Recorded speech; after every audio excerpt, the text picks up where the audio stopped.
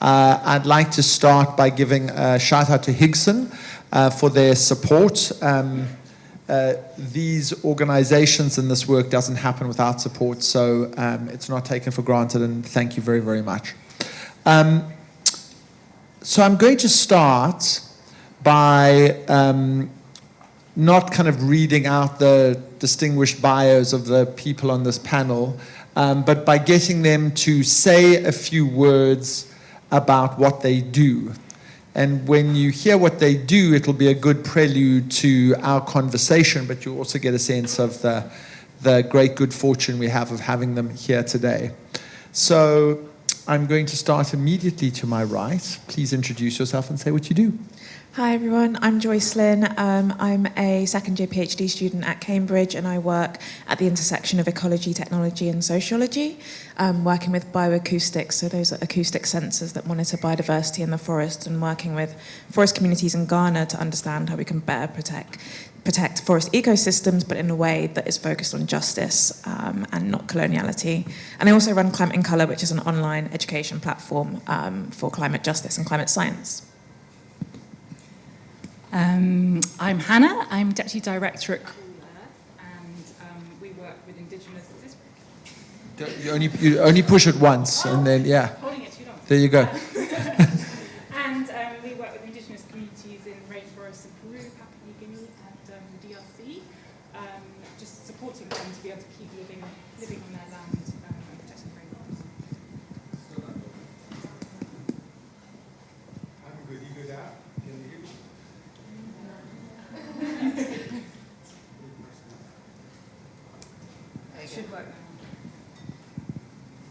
I'm Godi Godar mo teke molanga musika muliki namboka ibusuku egende kenakanga iliatan konsusu. Forget it that. We're going to be here all night. So have you heard about African time? So that's it. But I'm a founder of a Go Conscious Earth, the organization I started. I'm originally from the Democratic Republic of Congo. I'm a member of the tribes community in the Latumba region. So I founded the organization in 2012. We're based in Durham, North Carolina, and then we do our program working in the Democratic Republic of Congo, where I was born and raised. And the Go Conscious Earth, it's about protecting the ancestral land right and empowering the local community and the fight for climate issue, what we are facing on the planet Earth. Thank you very much. So if we zoom out for a moment and try and put tonight's conversation into context, we all know that we have to get to net zero by 2050. We need to get there quicker, hopefully. It means we basically have to halve carbon emissions by 2030, by 2040, and then go to zero by 2050. Any attempt to kind of pull that curve closer to us makes an enormous difference. Mathematically, it's pretty much impossible to get to zero carbon emissions. We have to get to net zero carbon emissions, which means we have to find ways of drawing down carbon and accelerating and enhancing our capacity to draw down carbon. And on that quest, there are a couple of things that we have to do, and particularly a couple of things that we have to not do. We have to get on top of methane, and we have to stop methane emissions. It's much, much more intensive in terms of its impact on the climate than other forms of emissions, and so it's a kind of silent killer. We have to stop all forms of coal-fired power, and we have to stop building new forms of coal-fired power plants. And crucially, for tonight's conversation, we have to preserve our forests.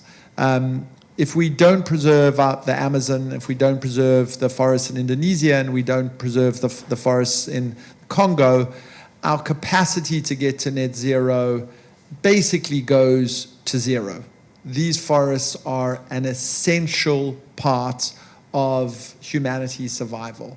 And as much as we love well-intentioned efforts to plant 1 million trees, and this is a good thing with some caveats, preserving existing trees is a much, much, much more important endeavor because those trees are fully formed and drawing down carbon and have a whole series of other benefits associated with them. So rather preserve an existing tree than plant a sapling that turns into a tree over 20 years.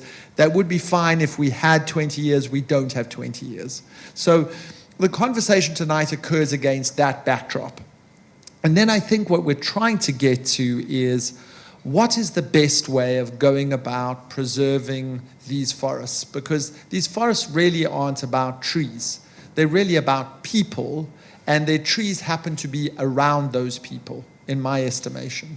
And if you want to preserve those forests, you really do need to engage with the people who are the custodians of those trees. And so tonight is going to be a conversation about how do we get smart about that? What should we do and what should we not do? And how should we go about doing that in a way that takes those people seriously?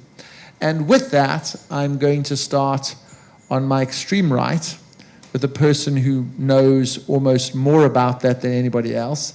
And I'd like you to tell us a little bit about your journey, about what it is that you have done in your life to think about the preservation of forests and how you think about the preservation of forests that may be distinct from more top-down or spaceship-out approaches to forest preservation. So Godi. Thank you. Is the microphone working? Yep. So yeah, I grew up in the tribal community. So this place is an incredible place. The Congo Basin, I would call like it's the lung of our planet. It's the second to the Amazon. Without our lungs, there is no way we can survive, each of us. And the way these major rainforests work, it's incredible. We're polluting the air, and it sucks the air, and they send out the air, you and I, and every plant, every wildlife, to breathe on. So it is essential if we really, really, really wanted to continue to preserve it as a forest. I mean, the name of preservation, it become a little bit big issues because off and on you see the indigenous people being pushed away by force, because you cannot do that. You have to include them in the system, ecosystem together. And the way I was born and raised, it takes a village to raise the child. And all of us being there, I remember basically the indigenous people lived there for hundreds of years. And the forest, that was their natural resources, and they utilized these resources in a way they shared it. And my community is saying this way, if you get something from a rainforest, if you don't share equally, and there will be a curse. That curse to me is also like many ways that we take advantage of a forest, and we go and then deforest forest. We take it and we just abuse it, and in the long run, it's not really sustained.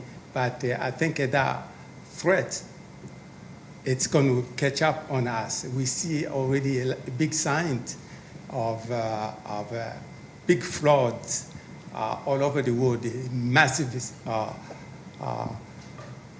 storms, and it's just we never see that. And we always have these signs from science community and telling us is like we need to do that. Sea levels are rising, and the forest, it just play a major role for all of us. But the community out there, they need to have rewards of the sustaining these forests for long term, and therefore us, we have the obligations. For me, myself, that's why I'm here passionately, and because I know the forest gave me so much of education that I can have I will never have any of a pristine university. I call like the University of a Rainforest, or give me all kind of the survival ways or to really connect and fully, and there's a lot of a sacred place involved in that area, but we really, the reason why I named the organization Go Conscious Earth, meaning is to be aware of your surrounding. That's all up here. Are you conscious? My question to you back there, are you conscious? And because otherwise, it's going to just continue to, the rainforest continue to grow, not to empower the indigenous people who are protecting it. Forget it. So thank you for that. And this is a perfect sort of intro to your work, Hannah. Tell us a little bit about what Cool Earth does, but also I know you specialize in working with indigenous communities and with local communities. And how is it that you came to focus on that particular constituency, and why you think that particular constituency is going to be essential to the preservation of forests? Yeah, thank you. So Cool Earth is founded upon the fact that indigenous people and local communities are the best protectors of the rainforest. They've been living there for generations and managing it sustainably. And we know that when they've got the land rights to live on the land and the agency to be able to manage it in the way that they want to, the forest stays protected, stays standing. And so that's how Cool Earth began back in Peru with a village there.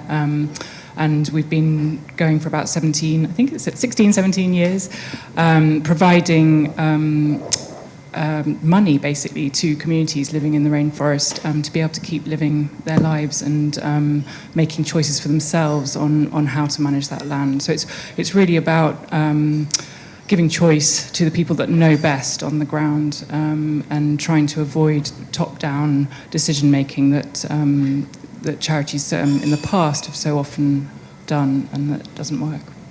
So can I do a follow-up on that? If all it took to defend the forests would be to grant land rights and give indigenous people agency, then I'd go, well, let's just add water and do that all over the show. It's clearly a good deal more complicated than that. And I'd like you to go into a little bit more detail and what is it, how specifically do communities get agency? And the land right question, let's come to that in a moment, because that is presumably a question of governmental intervention and parliamentary intervention and trying to actually give legal effect to something. But how do you go about working with people like with Godi and other partners in order to create that sense of agency? It's not easy. There's so much complexity in the threats to rainforest, but we really feel that if you can provide resources unconditionally, people then on the ground, you have the knowledge on what's going to work best for them and in the context that they live. So between different villages and different indigenous communities, different countries, there's the situations are so different, and we really understand that and embrace that. Yeah, it's just providing resources for people to make decisions for themselves, and then working with organisations like Go Conscious Earth, who also have the knowledge on the ground to know what's going to work best for them is really key as well. And we're increasingly working with Indigenous community, Indigenous associations, so really working with them who have more knowledge than anybody on what's going to work locally, and also it can then work in the local policy with local governments as well. So just using the local resources. So Joycelyn, I bet you somewhere in a PhD thesis this is buried or very close to the surface, and particularly yours. But there's a paradox, isn't there, in seeking to empower and activate local communities, because it invokes a metaphor that local communities are passive and powerless, and people from the outside come in and bestow agency upon them, and they're so grateful for that agency being bestowed upon them. And so, but on the other hand, there's a reality in the world. Local people are deprived of power and land rights and are dispossessed and subject to violence, and slavery and colonialism are all about exactly that. So how do you unknot that for us? How do we go about being good partners without reimposing traditional power dynamics, and how do you go about empowering people, recognizing that people have been disempowered, but without re-disempowering them by the way that you provide external assistance? Yeah, I think this is a really good question, and I think that the sort of paternalistic approach to conservation is just one and the same, the other side of the coin of a colonial approach to conservation, and is one that assumes that, say, in the global north or in the west, we have the best solutions for problems, thousands of miles away, and that's just not true. And so what it is, it's about seeing people as equal actors. True participatory or co-creation looks at everyone in the group as an expert in something. And so in my project, I'm a computer scientist, but also sometimes they're the computer scientist, and sometimes they're the ecologist, and sometimes I'm the ecologist, and it's about who's got the most expertise in the room at that specific time for that specific question. That's the person who holds the power. And so, of course, power fluctuates. There are the power dynamics of, financial power dynamics or racial power dynamics or gender power dynamics. But when we're talking about solutions and about sitting around the table as co-conspirators, it's understanding that community members already have approaches to conservation, and that the external actor is just coming in with their set, and everyone sort of puts them all on the table and says, okay, what have we got to work with here, rather than a sort of imposed solution that comes from one side or the other. So there's a lot that we have to learn from Indigenous communities, and a lot that we can also teach and impart Indigenous communities. And then it's about what's the magic in between that? What can we take from here and what can we take from there? And what does that look like on the ground? And so I think that the way to not perpetuate that kind of disempowering experience is to have humility, and is to give local people the option to lead and to have agency over the decisions that are made. And this can often be quite uncomfortable for organisations and also in research, because you've got a bit of money and you have a plan. You want to go out with a plan already, what question you're going to ask and how you're going to solve it. And what I've learned by doing my PhD in a very different way is actually going there with really just a set of tools and saying, here's what I can bring, what are the questions you want to ask, how would you go about this, here's what I can offer.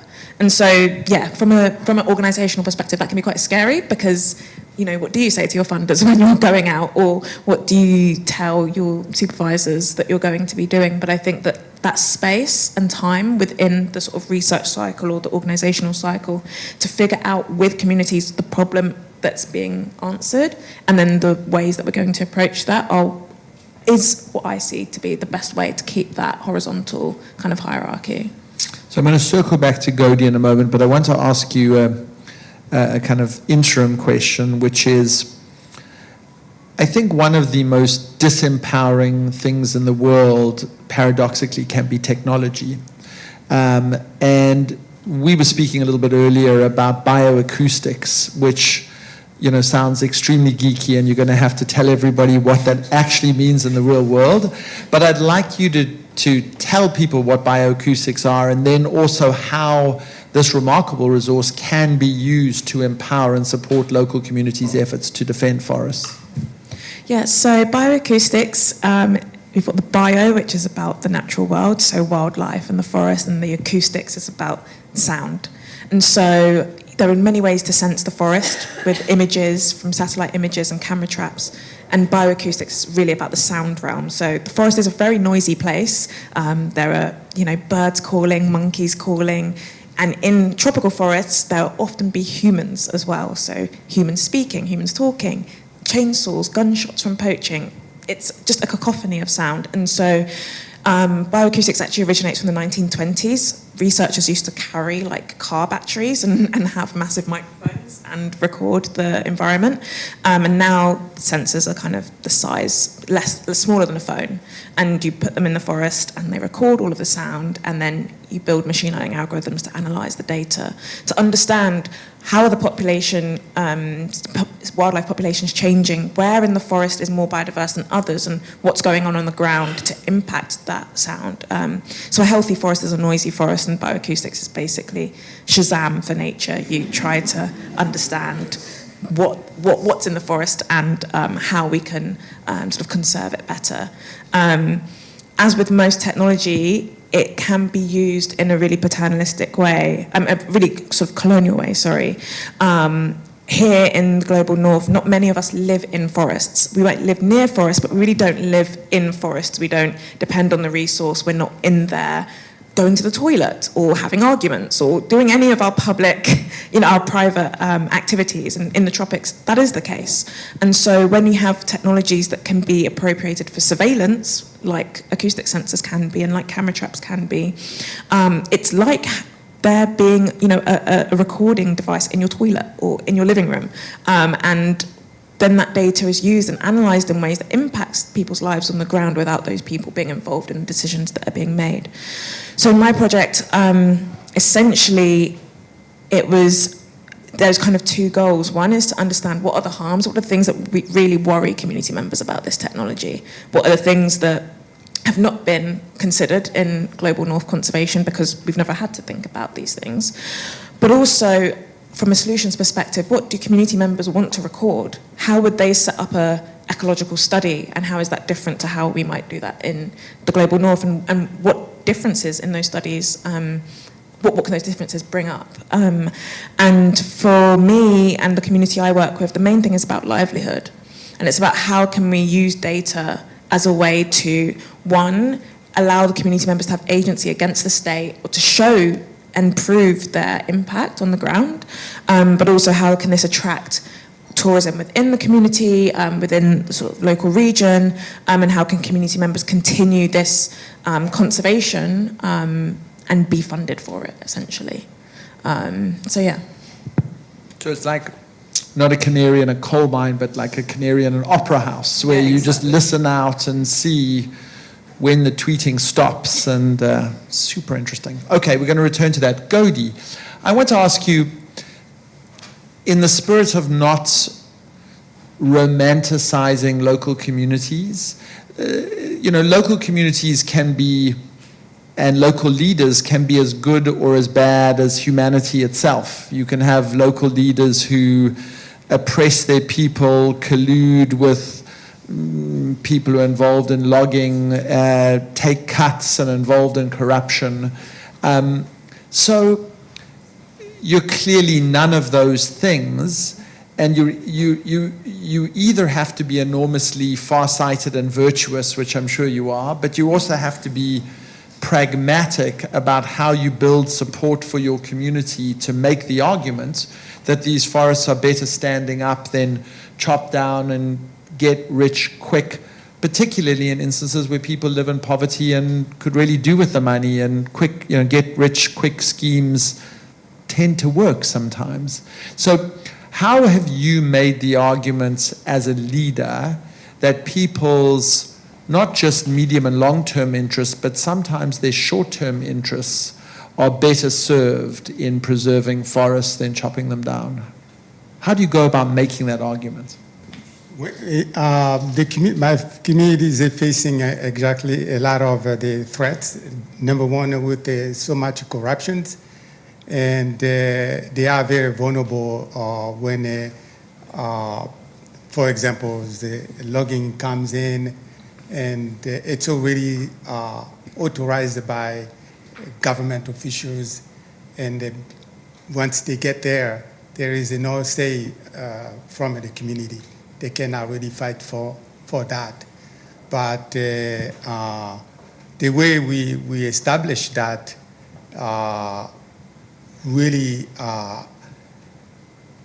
they might end up be bribed by someone, but their capacities, they don't really allow the logging company to come and just go and give them a permission. They come from the top leaders. So once they get there, there's no for the community to say. But I might bring Ines to answer that extra explanation, because the way the model is set up with the government sign, they bring up the community forestry initiatives to the law, that pretty much is with the Go Conscious Earth bringing in the educational materials and the setup and making sure the indigenous people understanding the way the law works and it can benefit them. So they really trust me, because I'm a part of their child who really give all the passionate and to start this program. But I think they're not going to be or jeopardize these concessions to just give us $1 million and then they just go off and to log the area, unless all the effort of a Go Conscious Earth already implemented on the ground with no alternative to balance, to give these people, to empower them. That's the only way I can see is like where, again, a lot of international community NGO goes there, and then they promise them a lot of things, but no penny get to the community. How you going to blame these people? Because they says, okay, you asking me to protect this resilient forest, what I'm going to survive? So we live with the forest, and we benefit from that. So you give them nothing, so they're going to continue to practice malpractice, unsustainable way of to destroy, to continue to scale up in a different level. So I believe is that the alternative way is a win-win situations, so they can reduce pressure from the forest, hunting for bush meat, and just for them to survive, to take it to big market places so they can support themselves. They just basically need. So Ines, if you can maybe add a little bit input on that would be very wonderful. Thank you very much. Thank you, Godi. Does anyone hear me? Yeah. Oh, okay. May I be seated? Okay. That wasn't planned. Anyway, sorry. Hi, yeah, so I'm Ines, head of programs at Go Conscious Earth. And maybe I can complement what Godi has just said and answer your question about how to be pragmatic, using the, like talking about the approach we're supporting right now in DRC, which is using the community forestry model, which is a people-centered approach to that the DRC government surprisingly has been supportive about. So it's quite an innovative framework, and it provides a legal basis for local communities to secure their lands. So basically, based on several steps they have to fulfill, they can apply and obtain titles on their traditional lands in perpetuity. So basically they can apply for a land that is the size of up to 50,000 hectares. So that's a huge amount of forests. And that's very different from other countries, even in the Congo Basin. So it's DRC has pushed to the next level of this community forest model. And that means that communities can actually use and hold their lands and forests in perpetuity, which is, the the starting point. Community forest is at the intersection of land rights, so human rights, environmental and forest conservation and protection, climate change, and also poverty alleviation. So it's really a very interesting model that we're using right now to support the communities we work with in DRC. It relies on, I'll try to be quick, but so first the communities needs also tech, because they need support in mapping the limits of their traditional lands and then apply for the status of forest concession. And then when it's obtained, they need also to go through collecting data, like multi-resources inventories, fauna and flora, and then map their current land uses and discuss about the future land uses. And it's a very participatory and inclusive process. And the results of that is the community itself comes up with its own land management plans for the next 5 to 10 years, and then it has to be revised every now and then.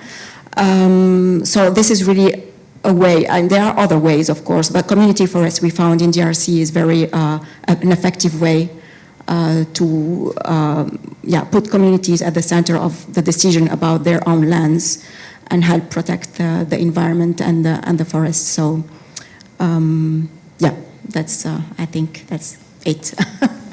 Thank you. Thank you for being spontaneously drafted. Hannah, I want to come back to you. We've spoken a lot about how you create the right sorts of local incentives, how you use technology and land rights and empowerment to do so. We also, sitting here in London, a COP is about to happen, ironically, of all places, in Dubai.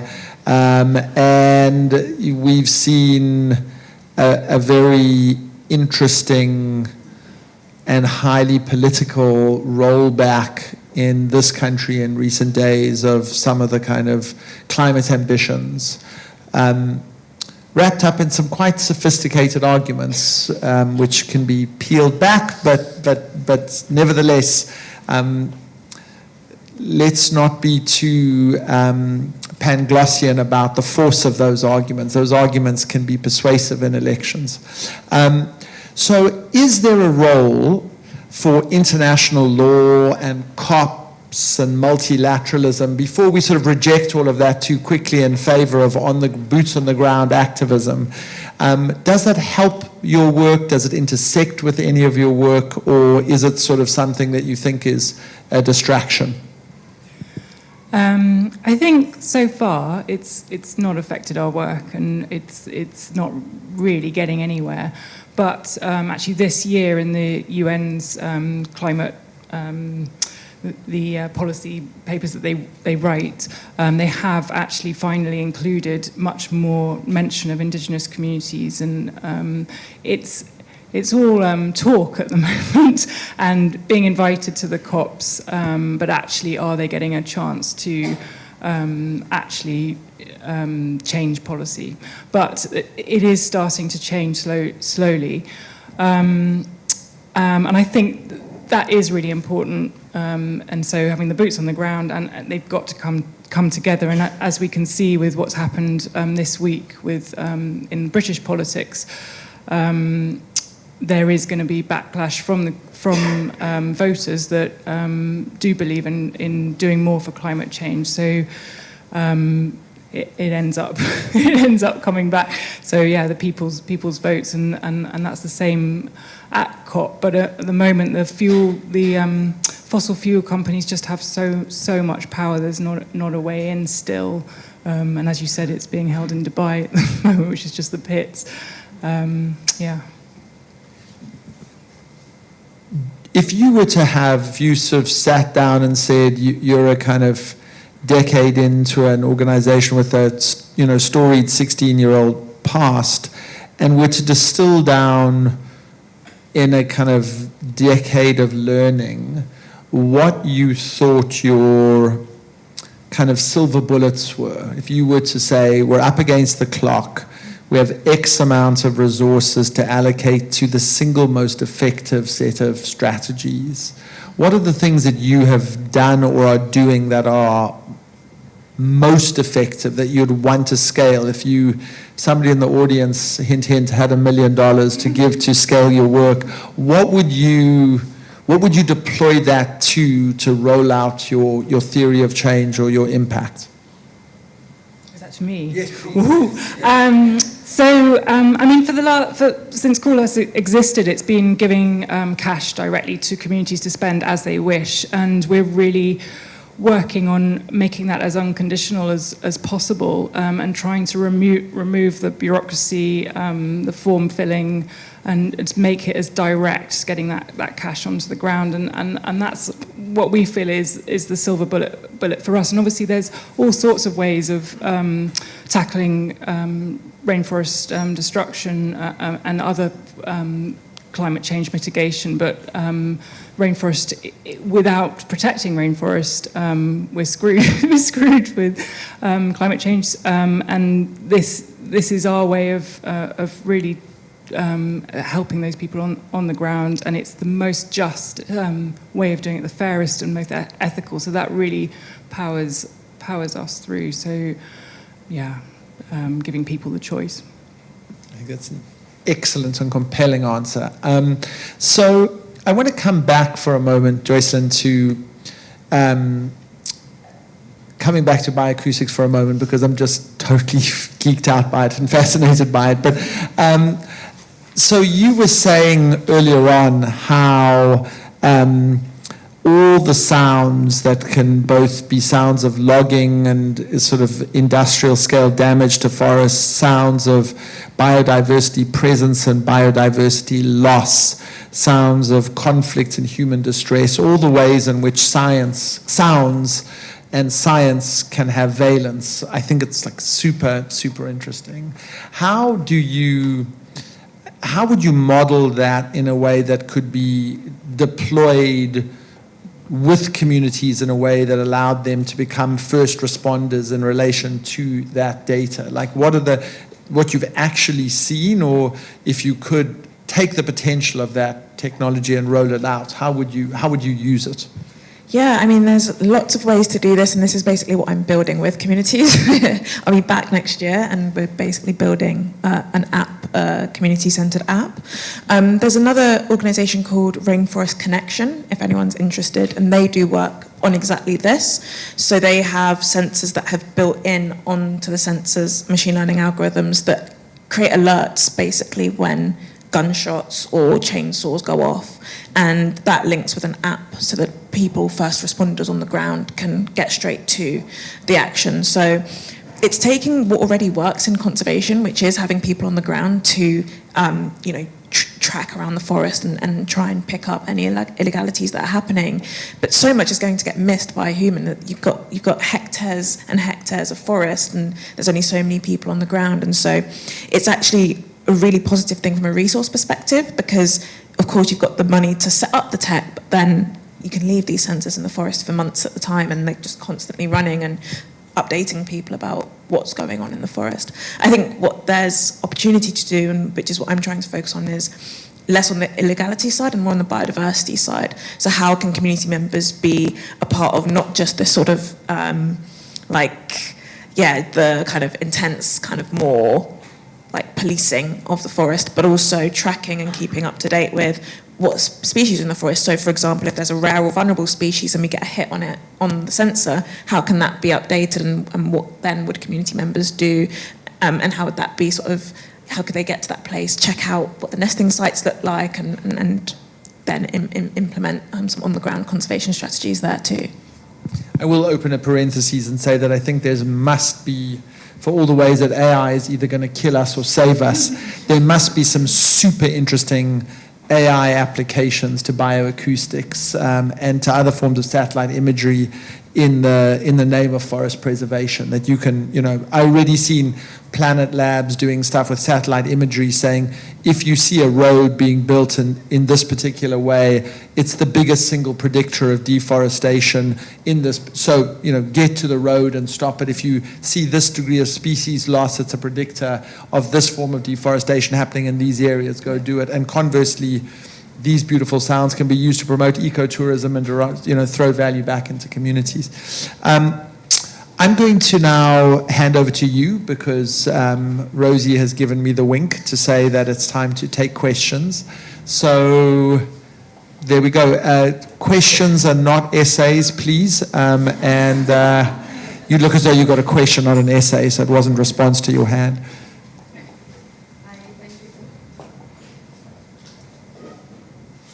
I'll just speak loudly.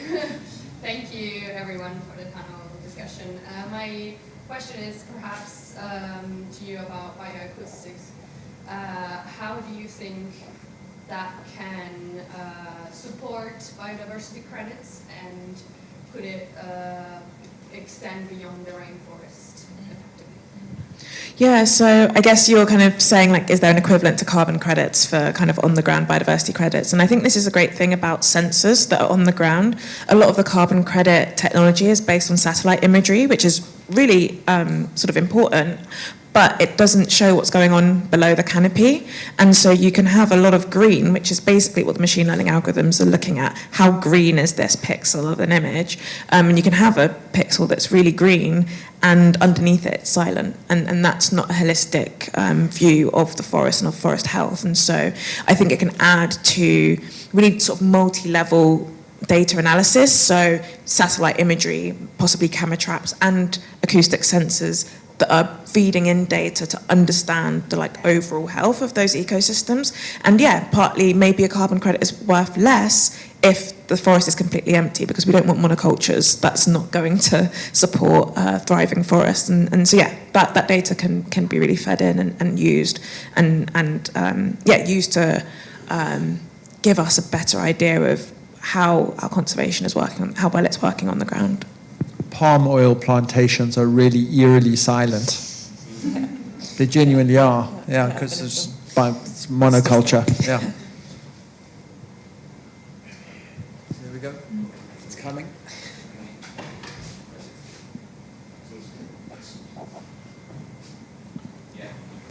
All right, thank you. This is probably for Godi or Inez. When you talk about the basically the ability to protect land, to register and then protect, do you find that, or is there any evidence around maybe logging companies respecting the land rights once they've been successfully registered? Because obviously in Africa, land protection is a big thing. Thanks. Yeah, I can answer a little bit of that. So when my mom called and to protect the ancestral land right, it was a lot of the logging company in Laktumba. So, and when I take that approach to facilitate that, and my dream, my vision, through the community, we have a temporary concessions of 1 million acres was approved by a government official, and then Go Conscious Earth funded. We got involved with the community. All the logging company, pretty much as it was a push, they were gone.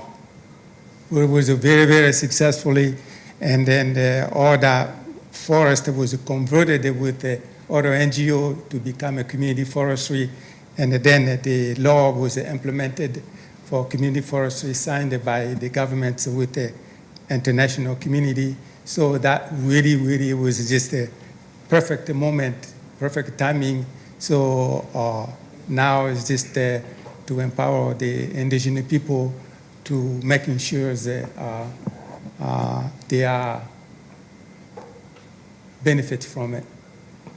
Ines, you have anything to add?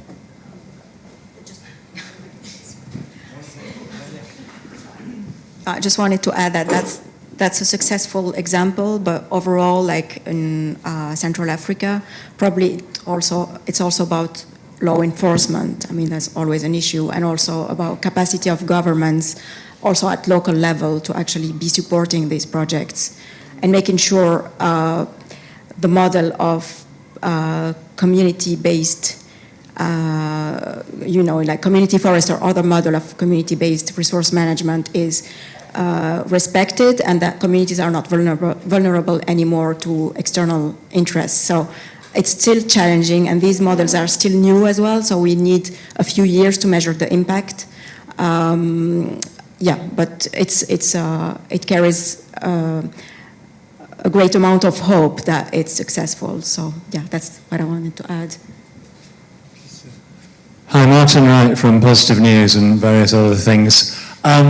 We've seen forestry carbon offsets, take an absolute hammering in recent months, and a lot of such credibility as there was just vanishing.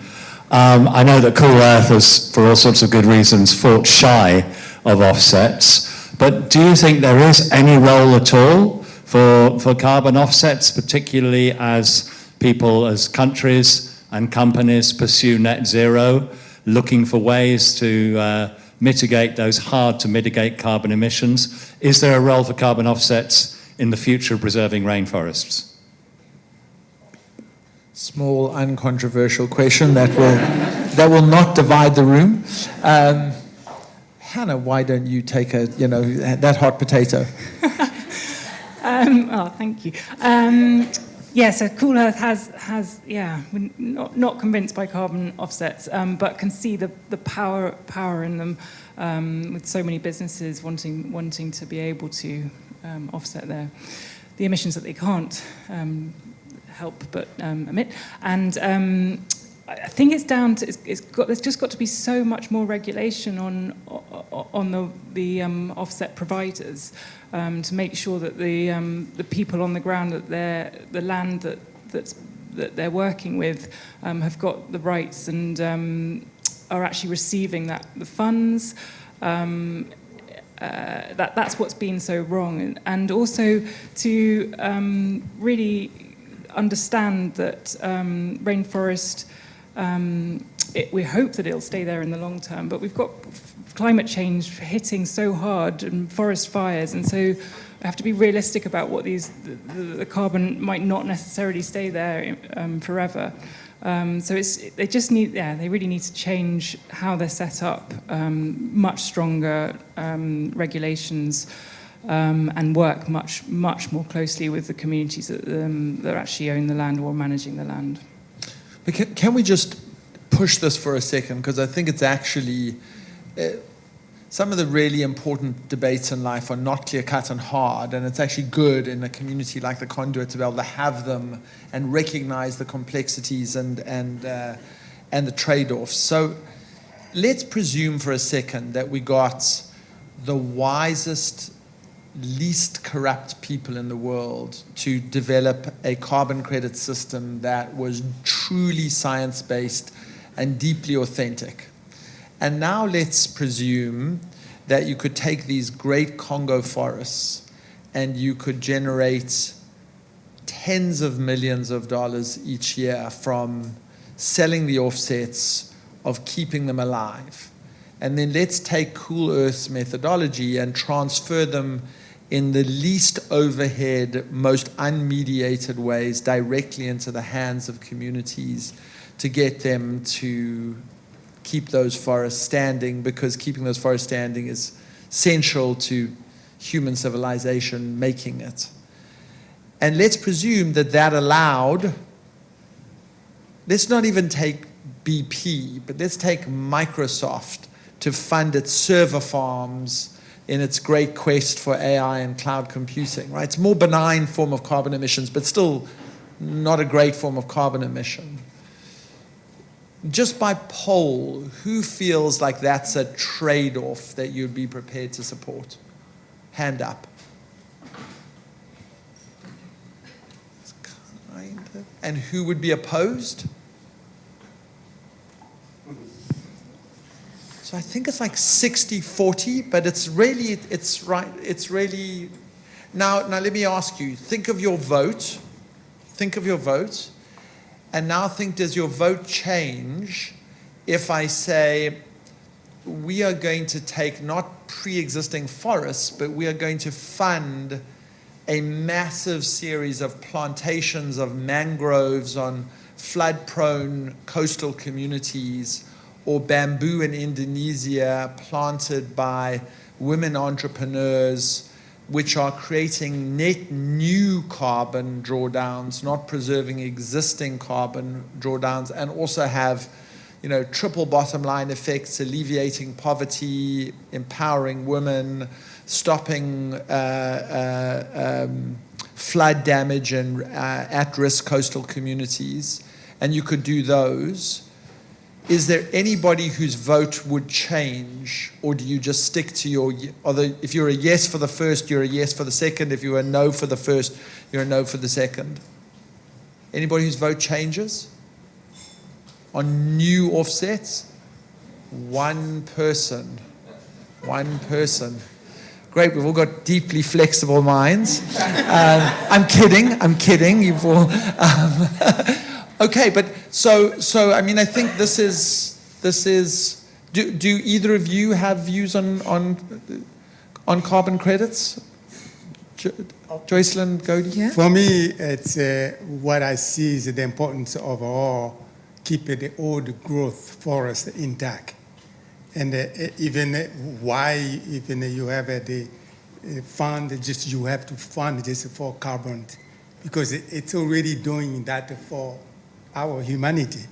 And then if we kept that forest, there is a chance for the future generation. We can sit here all day, talk about debate on this, which is great.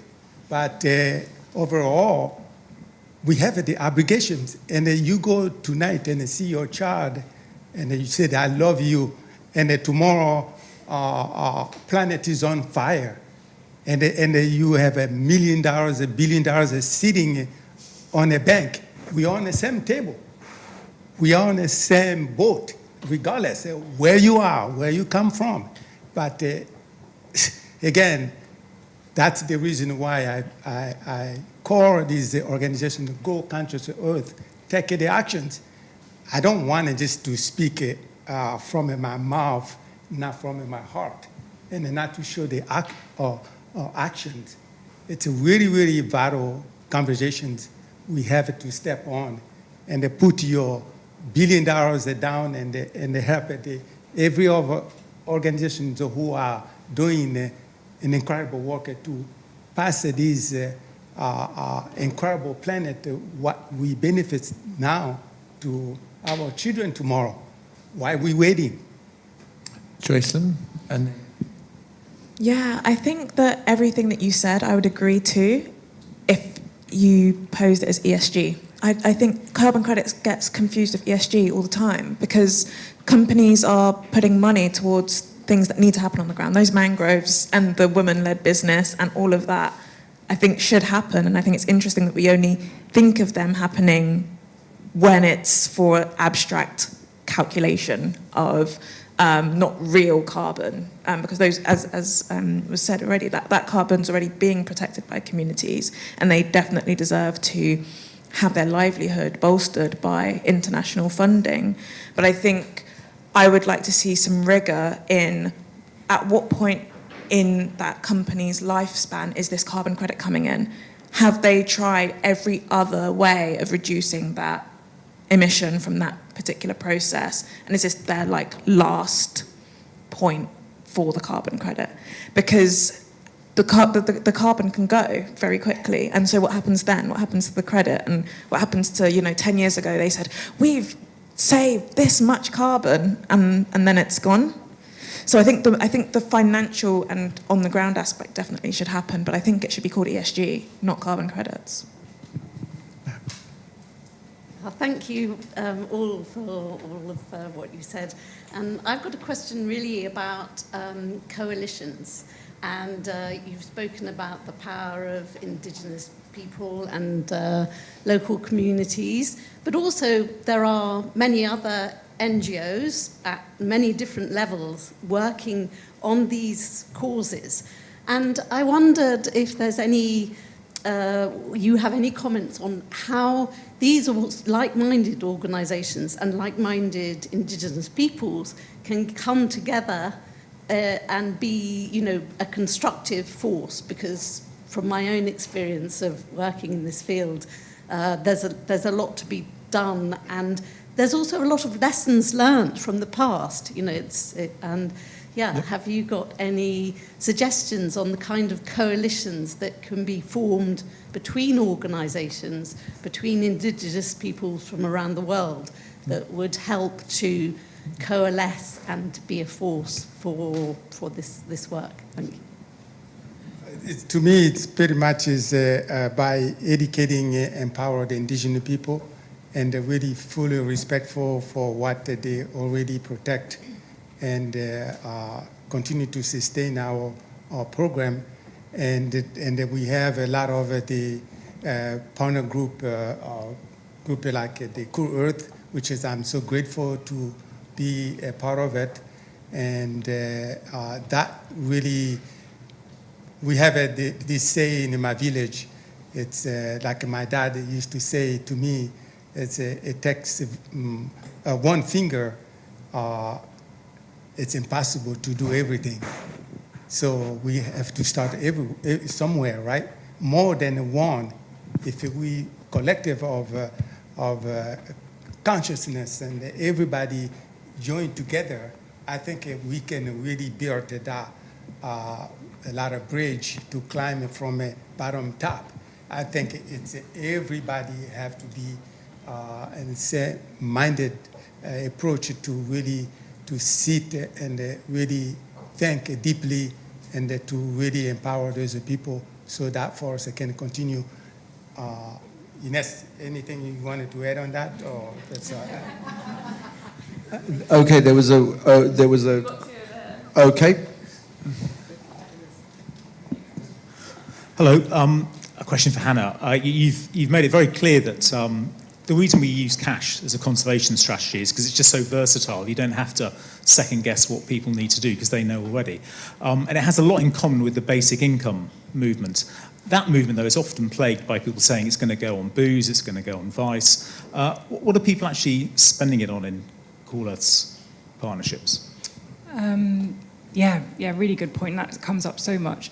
Our experience so far is spending it on really basic needs. So school uniform for kids going to school, all sorts of things. I think when we first, in Papua New Guinea, when we first gave cash, it was on kitchen utensils.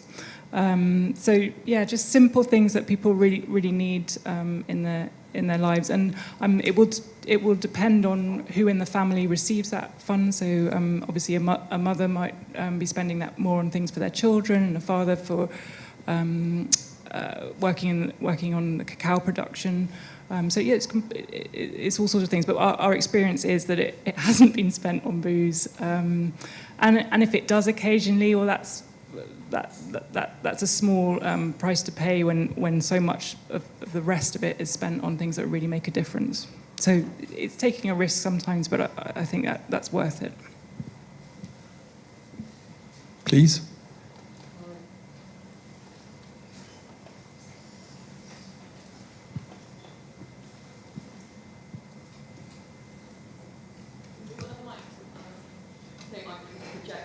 Yes, you can. You can, definitely. I just wanted to read something. My name's Nicholas Steen. I work for Encompass, and something that a colleague in DRC sent me. This was a statement from the DRC government in September at the inaugural African Climate, Summit, I think it was. Yeah, the African Climate Summit in Nairobi, called by the African Union and the government of Kenya. Thank you. There's a risk being a speech? No. Okay. But I just thought it'd be interesting from the questions that you asked. So this is what George sent me. The DRC announced strategic collaboration between Rawbank, which is the big bank in DRC, and Vittel, which is one of the big European companies, aims to catalyse sustainable development in the DRC while having a positive global impact, particularly on the preservation of precious forests and peatlands, with a $20 million investment in carbon projects. The joint venture will foster economic growth through initiatives such as sustainable agriculture, the promotion of solar and wind energy, and responsible forest management practices contributing to a positive financial flow for the DRC. And this was announced as a partner in the Green Climate Fund commitments. So I'm just saying, you know, it's not in my book an either or. You know, at the moment, there's a lot of negative press about carbon projects. I've worked on this for decades. And this is a way of moving money, otherwise you're wasting it, to enhance all the stuff that we want to happen. This is a way of moving money to people and land and the planet and to make good things happen. If not, you know, we're just letting it go adrift. Thank you. I'm going to get a final question because we're being shepherds crooked out. Over there, that's been. There was one patiently waiting over there. Is that right? There we go. Yes. Time for two, if you want. Two, sure. Hey, is this on? Yeah. No, I feel a lot of pressure now after that little build-up.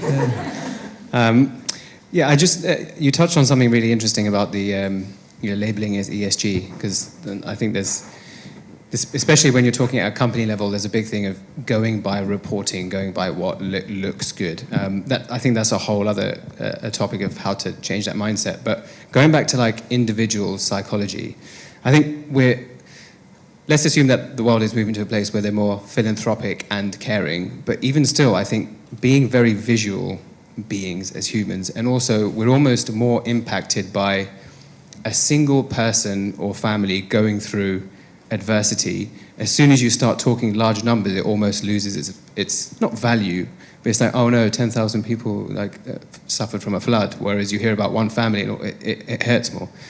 So I guess it's a question of, well, two-part question. Do you see that making it a challenge when it comes to, well, two things. Firstly, there's already issues where people don't care enough about climate. And then when you're talking the large number of people impacted, that it almost, people are like, oh, okay, that's sad. What can I do? And then, yeah, do you see that being an issue? And how are you being able to overcome that, I guess? Yeah, that's a really good question. And I think that's something that big conservation NGOs have dealt with, and which is why you usually hear about a panda or a tiger or a specific species rather than like 10,000 species a year going extinct.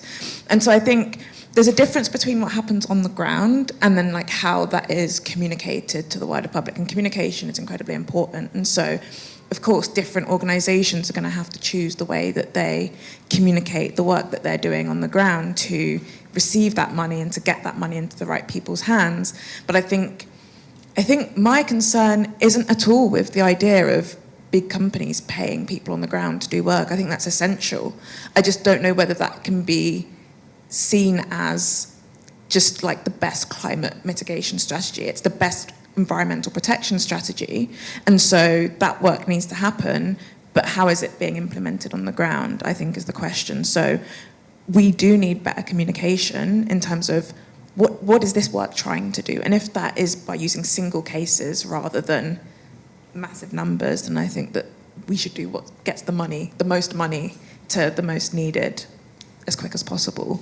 But yeah, I think that conservation NGOs do this very well. They are able to, WWF aren't only working on pandas and they're not only working on tigers, they're working on a huge range of species, but mainly people will give, because of these stories, individual stories of the orangutan, and using animations and film and video to really get people feeling and caring again. So I don't think those two come at expense of each other. I think there can be really massive, big facts behind the scenes, but really clever communication to get people on board with the work that's being done. And the final question goes to, no pressure. This is again for Hannah, just going back to what the money's used for. So those are obviously all really practical things that people can use in rainforest communities. How does that help them to protect the rainforest on a practical level? It's just enabling people to keep living on their land. So there's a lot of research, peer-reviewed research, showing that when indigenous and local communities are living on the land, it remains stable. And so it's just so much marginalization of those communities, and just by giving them that cash, it just gives them the ability to be able to meet their basic needs, so and be able to keep living there.